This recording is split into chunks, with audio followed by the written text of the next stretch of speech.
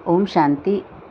जैसे कि हम सभी जानते हैं कि इस सृष्टि रूपी रंगमंच है और इस सृष्टि में हम सभी इस रंगमंच में अपना अपना पार्ट प्ले कर रहे होते हैं। तो जब इस सृष्टि में हम मनुष्य आत्माएं जन्म लेती हैं तो सबसे पहले तो सतोगुणी होती हैं, फिर उसके बाद धीरे धीरे रजोगुणी हो जाती हैं, फिर तमोगुणी हो जाती हैं। तो इस तरीके से सतो रजो तमो से होती हुई आत्मा की जो स्टेज है वो नीचे नीचे नीचे नीचे गिरती जाती, माने कि एनर्जी डाउन होती जाती है, माने कि पावर कम होती जाती है। तो फिर ऐसे समय में जब आत्मा बिल्कुल ही कंफ्यूज्ड हो जाती है, बिल्कुल ही तमो प्रधान हो जाती है, तो फिर एक समय ऐसा भी आता है जब वो अध्यात्म की ओर जाती है और अध्यात्म में परमात्मा ज्ञान प्राप्त करके ध्यान मेडिटेशन साधना करके वो स्वस्वरूप को पाती है, वो स्वस्वरूप को जानती है जब, तो वो फिर आत्मिक स्टेज में आत्मिक स्वरूप में टिकती है। शरीर है तो मन है तो वो संकल्प करेगा ही, तो वो तो संकल्प पूरे कल्प चलता है। मतलब कि 5000 साल का यदि मान लें एक ड्रामा है, उसमें आत्मा अपना अपना रोल प्ले कर रही हैं, तो वो 5000 साल में पहले ही कल्प से संकल्पों की शुरुआत हो जाती, क्योंकि शरीरधारी है, शरीर लिया, सतो प्रधान भले हैं लेकिन शरीर है, मन है, तो फिर संकल्प शुरू होते हैं। तो वो संकल्प पहले सतो प्रधान होते हैं, माने कि श्रेष्ठ संकल्प होते हैं, फिर रजो प्रधानता में आते हैं, माने कि फिर थोड़ा अहंकार शुरू हो जाता है। और रजो प्रधानता में क्या होता है कि शासन करना, कंट्रोल करना, राजाओं महाराजाओं का युग होता है। जैसे सतयुग जो है वो देवी देवताओं का युग होता है, तो द्वापर से फिर राजाओं महाराजाओं का युग शुरू हो जाता है। सतयुग और त्रेता जो है वो देवी देवताओं का युग होता है। तो इस तरीके से जब रजो प्रधानता बढ़ती है, माने कि राजा महाराजाओं का जो शासन कंट्रोल करना ये सब जो होता है, तो उसके बाद फिर धीरे धीरे और गिरावट होती जाती है सृष्टि में, और मनुष्य आत्माएं धीरे धीरे तमो प्रधान हो जाती है, रजो प्रधान से तमो प्रधान हो जाती हैं।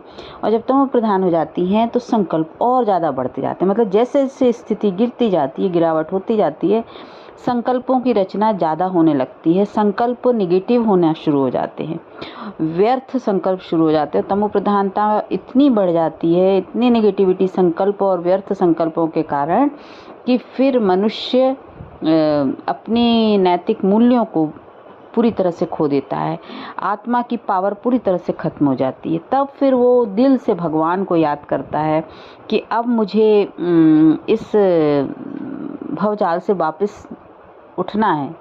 लक्ष्य था उससे बहुत दूर हो जाता है जब मनुष्य आत्मा, तो वो ये दुखी होने लगती है जब, तो वो भगवान को याद करती है। तो संगम युग माने कि कलयुग और सतयुग के बीच का समय, माने जब ये चक्र है ना, ये जो सृष्टि में जो ये चक्र है, कल्प पूरा जो होता है 5000 साल का, जिसमें सतयुग की शुरुआत होती है और लास्ट में कलयुग आता, फिर कलयुग से फिर सतयुग आता। तो ये कलयुग से सतयुग के बीच का जो समय होता है संगम युग, इसी समय परमात्मा माने ईश्वर माने भगवान मनुष्य आत्माओं को ज्ञान और ध्यान योग साधना के द्वारा ऊंचा उठाते, माने कि फिर यही वो समय है। पूरे कल्प में तो संकल्प बहुत सबके ही चलते हैं, सतयुग में थोड़े कम होते हैं लेकिन त्रेता में उससे थोड़े बढ़ते हैं, फिर और द्वापर में बढ़ते हैं, और कलयुग में आते आते तो संकल्पों की ढेर रचना हो जाती है, माने कि निगेटिविटी हद से ज़्यादा हो जाती है जब, और निगेटिविटी के कारण ही विकार बढ़ते हैं, विकर्म होते हैं, अपराध होते हैं, पाप बढ़ते हैं ना। तो ये निगेटिविटी माने कि इस सृष्टि में जो ईश्वरीय नियम मर्यादाएं हैं उसका उल्लंघन करना शुरू हो जाता है जब, और मनमानियाँ शुरू हो जाती हैं, मानवता खत्म होने लगती है, तो उसे ही कहेंगे तमो प्रधानता, माने कलयुग की पराकाष्ठा।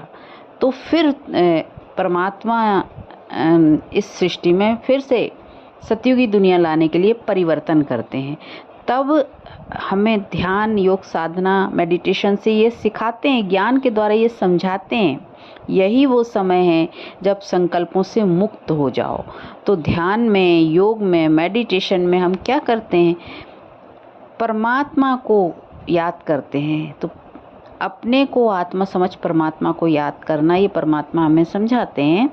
तो तब जब हम अपने को एक लाइट स्वरूप देखते हैं और परमात्मा को भी लाइट रूप में देखते हैं, माने दिव्य लाइट के रूप में, तब फिर हमारे संकल्प जो मन के हैं, मन उस समय रेस्ट करता है ना, तो मन के जो संकल्प धीरे धीरे रुकना शुरू होते हैं, क्योंकि वो तो बहुत भाग रहे थे तमो प्रधानता में, और इसके कारण ही बेचैनी, दुख, अशांति, एंजाइटी, डिप्रेशन ये सब हो रहा था। तो इसलिए यही बस समय होता है संगम युग, जब परमात्मा हमारे संकल्पों पर ब्रेक लगाना सिखाते हैं। और इस तरीके से हम संकल्पों पे ब्रेक लगाना सीखते हैं जब मेडिटेशन के द्वारा, ज्ञान के द्वारा, तो फिर हमें ये अपने स्वस्वरूप में टिकना आसान होने लगता है ना, क्योंकि यही हमारा वास्तविक स्वरूप है। और इस तरीके से हमारे मन की शांति हमें प्राप्त होने लगती, मन शांत होने लगता है, क्योंकि जितना वो संकल्पों में रमण करता था उतना ही वो अशांत था। तो ये जो समय है संगम युग, ये बहुत अमूल्य समय होता है, इसे ही डायमंड युग कहा जाता है। यहाँ से ही हम अपने नए संकल्पों की, श्रेष्ठ संकल्पों की रचना शुरू करते हैं, क्योंकि हम इतने कल्प 5000 साल तक संकल्पों में गिरावट की ओर बहते रहे, नेगेटिविटी में, लेकिन फिर ये संगम युग में हम श्रेष्ठ संकल्पों की रचना करते हैं। माने जैसे कि हम जानते हैं कि जब नेगेटिव संकल्प होते हैं तो एक चेन बनती जाती है और नेगेटिव संकल्प ज़्यादा होते हैं, व्यर्थ संकल्प ज़्यादा होते हैं, लेकिन श्रेष्ठ संकल्प तो परमात्मा के होते हैं और वो बहुत कम होते हैं।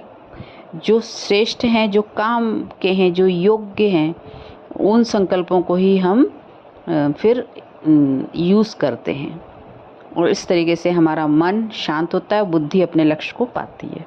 ओम शांति।